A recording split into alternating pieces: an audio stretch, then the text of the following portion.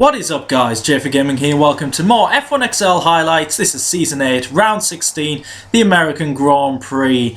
If you're new to my channel, do remember to subscribe and leave a like if you enjoy this, but we do have updated standings which are at the end of this video, obviously from after this race, but I was feeling confident here. America's just been one of them tracks that has been good to me in F1XL history, so I was really looking forward to this, and in qualifying I really did have some great pace. My setup was just the middle setup, so I went against straight line speed kind of, but the first sector with the wheel, it's kind of OP, I've got to say, and I had some great pace. Currently on P2, Terry Buck put in a fantastic lap to go, provisional pole, but we're going even quicker here, and I thought, oh, this could be my first pole position in absolutely ages. So we'll come around the final corner. This is a definite improvement. What's it gonna be? It's pole! We've got it!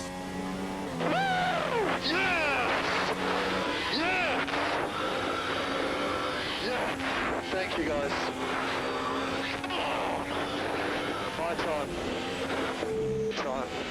My time indeed. I was just so psyched to get that pole position. It's been, I think, since season 6.5, which is just forever. And yeah, even though there's a lot of drivers on soft compound tyres, I feel like I would have been on soft compound, maybe top 3 anyway, but I was feeling good for this race, hopefully gunning for my second win of the season.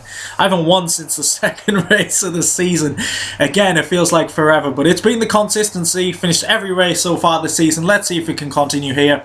In terms of strategy, it was a simple strategy. Start on the super softs and then 2 stints on the softs. Considered the 1 stop, but I thought I think the aggressive strategy is the 2 stops. So we're building up to the American Grand Prix. What can we do from pole? 5 lights, and they've been held for ages, and away we go. We get a pretty decent getaway. Just looking in my mirror, where is Terrier?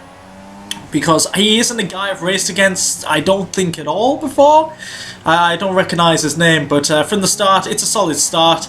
We get through the first corner unscathed, and now we've got to try and pull away from Terrier, who's on the soft compound tyres, which shows he did put in a fantastic lap in qualifying, and it doesn't start well to get a warning in the first sector of the first lap, so we've got to avoid getting any more corner cut warnings, because getting a penalty here, I've got to say, would be very easy to do, especially in the first sector. You've got to be precise there, but a solid start, not too much happening, and we have to skip to lap 5 till the next action. I did pull out, I think it was at most a 2-second lead over Terrier, but my tyres are starting to go off, and obviously his soft compound tyres are the ones to be on at the moment, so he's in my DRS range, so it looks like he's going to get past, and it looks like he's got much better straight line speed than me anyway. So it's a simple move for him. I don't really fight it too much. I think obviously we'll be fighting later on in the race as our strategies pan out, but my aim at this point was just to stay within 1 second and get the DRS, just to close in on him, so not lose too much time, and then once I'd be outside the 1 second window, I'd go into the pits, and it happened lap 7. We were just outside 1 second. Tyres at about 58-59%, so I thought it was the prime time to come into the pits at the end of this lap and then put on the soft compound tyres. So we're coming in. Just got to slow it down before the pit limiter line. And there we go, done very nicely, a bit cautiously, but it's better to be safe than get a drive-through penalty. So coming out on the soft compound tyres, and we've got a bit of traffic. I think we're going to come out right into the middle of this battle, and we're very conservative, and I feel like that could hinder me, as we're side by side with Pickled Avenger here, and yeah, he gets the better of us, so we're going to be following him through our best sector with new tyres as well, so we make a bit of contact. He was just so slow then. In this bit, he's gone a little bit wide. We go up the inside, we try and go for the move, we're side by side through here, and we've been pushed out into the wall, and I've got to question the game here. How do I not have a broken front wing? That is incredibly lucky. I've really got away with that, but that's cost us the win there, or a chance of fighting for the win. We'll see it once again in slow motion. So Pickle goes wide here. We take advantage, go up the inside, we're ahead, he makes slight contact there, we try and correct it. He doesn't give us any room at all there. I don't know what to make of that. It's a bit unfair there. It just seemed to swipe in front of me, but we pick ourselves up from that. I just knew at this point the win was gone, and I was fighting for a podium here, so we're on the back of Angry Terrapin. We put in the fastest lap of the race. I was really annoyed at this point.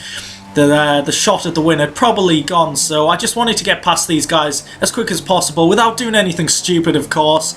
But of course we caught up to Pickled Avenger in pretty much the same area we made contact. So I was very wary at this point because, and again, I think he's a new guy. He's not a guy I've really raced against, so you don't have the trust there that you would with someone you've raced with quite often. So I was going to wait till the DRS zone just to make a move, because we should get the better traction here, be right on his tail and hopefully go for the move. But if he's got better straight line speed, we might struggle to get past, especially with DRS here, because he's got DRS as well to defend. So we go for the move.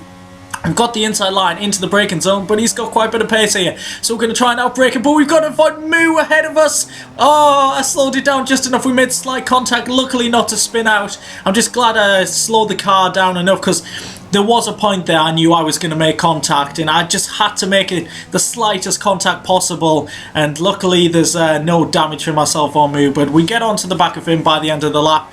DRS, and we should get this move quite easily completed before turn 1, and we do indeed.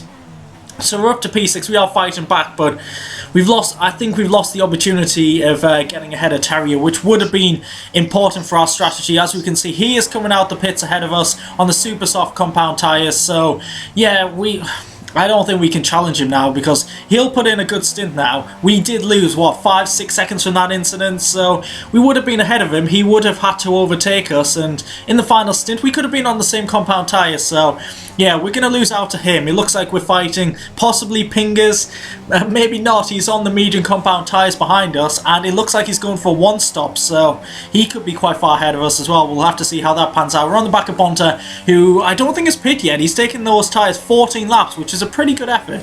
So it looks like he's one stopping as well. So we get ourselves back into our genuine position of P2.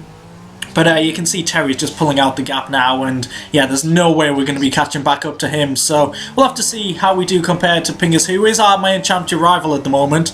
Actually, probably our only championship rival. So as long as I don't lose too many points to him, that's probably the main thing at this point. But look at his straight line speed. He absolutely breezes past me. And on their medium, he's taken them to the end. So again, I don't think we'll be battling him either, sadly. So it could be a bit of a lonely battle for P3, which, considering we qualified on pole, I was disappointed with. But you've got to think, in terms of the championship, solid points, another podium, that would be brilliant. So we're coming in for our final pit stop. And I thought, yeah, I'm going to take a risk here. I'm going to go for the super soft tyres, just in case the guys ahead of me have penalties. Or could I challenge them in the final stint?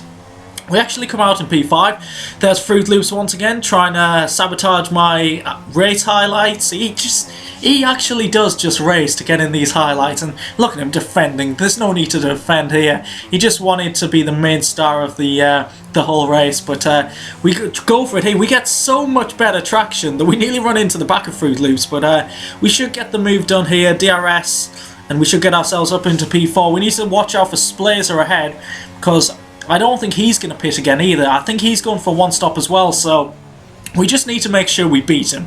That's the main thing. Get ourselves back into P3 and then think about challenging Pingers or Terrier. But here we go on the back of Splace. We did put in some really good laps on the Super Softs. We're going for the move into our favourite place in this race, into turn 1. And there we go, up to P3. So the gap to Pingers now was about 12 seconds, I think it was. So it's not impossible. We have a 2 lower compound advantage, so we will have much better pace.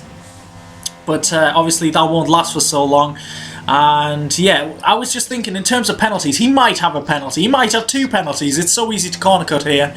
So yeah, you never know. So I was pushing hard at this point, just in case. And on lap 25 here, I do push a little bit too hard. I get my 3rd warning of the race, and that results in a 3-second time penalty.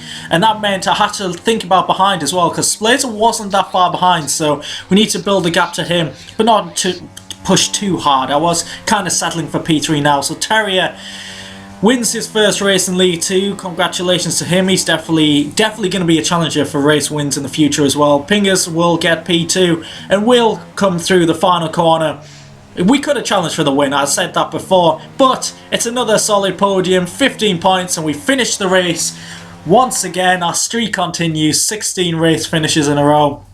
So there we go, there is the result. It looks like the one stop might have been the strategy to go for, so Ping has pulled that off very well indeed. You've got to question why Fruit Loops has 7 penalties. Was he taking an alternative route through Sector 1 or something? But here we go with the championship standards. We finally take the lead, and realistically our only challenger is Headshot, aka Pingers, so 44 points between us. The battle will go on because there is Monaco and Singapore. I could easily DNF from them, but yeah, let's see how long this goes on for. I'm in the prime position to win this, so I just can't wait. So if you have enjoyed the video, please do leave a like, subscribe if you haven't already to my channel, and I'll catch you in the next race highlights. Goodbye.